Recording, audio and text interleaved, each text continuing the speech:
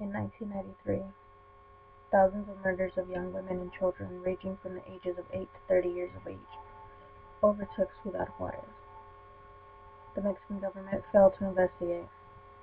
In 2009, the Inter-American Court of Human Rights in Santiago, Chile found the Mexican government guilty of failure to prevent and to adequately investigate the murders of three of the many women that were murdered: Claudia Gonzalez, Irma Herrera, and Laura Ramos. Here is their story.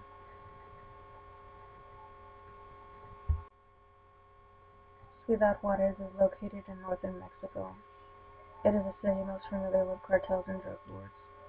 Many of the women, campesinas, unfortunately get caught in their tracks.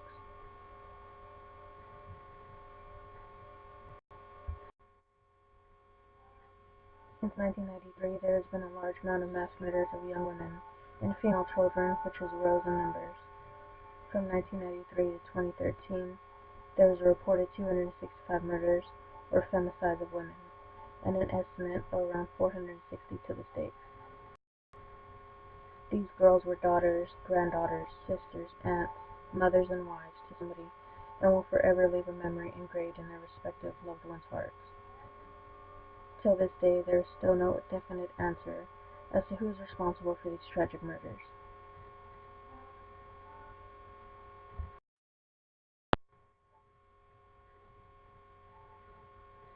These pink crosses commemorate some of the women whose bodies were found over the past few years in shallow graves in the dusty hilltop soil.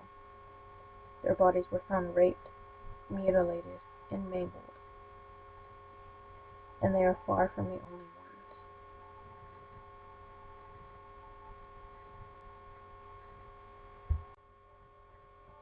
Adriana Sarmiento, 15 years old. Guadalupe Perez, 17 years old. Idali Huache, 19 years old.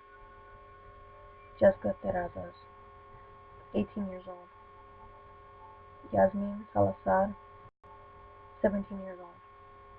Monica Delgado, 18 years old. Monica Alanis, 18 years old. Hilda Rivas, 16 years old.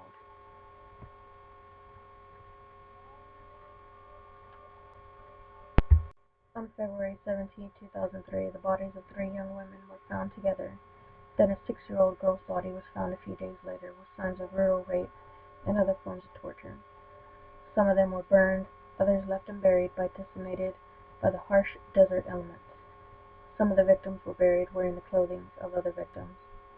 They range in ages from 3 to 8 years old, but many of them were young women between age 14 and 27, and were described as having similar characteristics: tall, thin, light skin, and attractive.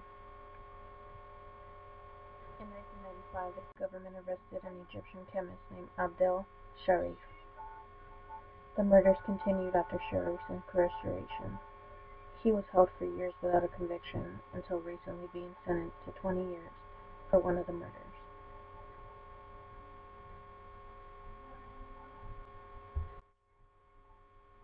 Soon after, the government blamed and detained members of a street gang called Los Rebeldes. They claimed Sharif was paying the gang to keep killing women, maybe in an attempt to prove he wasn't to blame for the earlier killings. Sharif's attorneys scoff at this claim, saying Sharif is a scapegoat for the government's unwillingness to truly investigate the murders.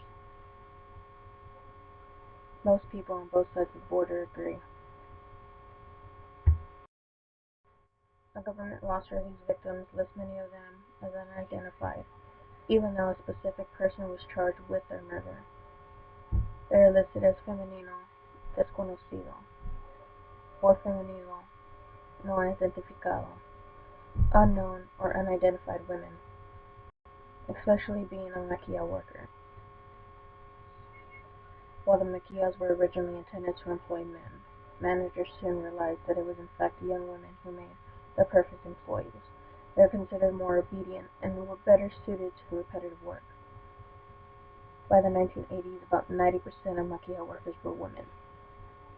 Sexual harassment and child abuse against women in the maquilas is rampant.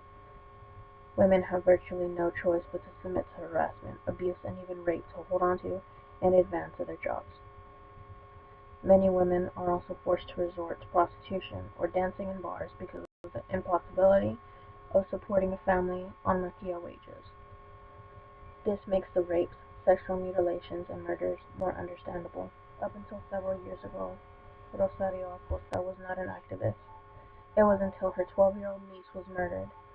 While her young niece was not a maquilla worker, the murdered led Acosta to become obsessed with the mass murders of maquilla workers and other young women.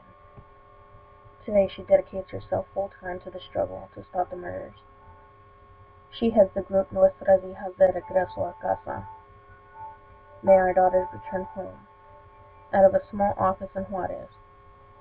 Acosta has testified in front of the Organization of American States in Washington, D.C., and met countless times with local, state, and federal government officials, demanding action.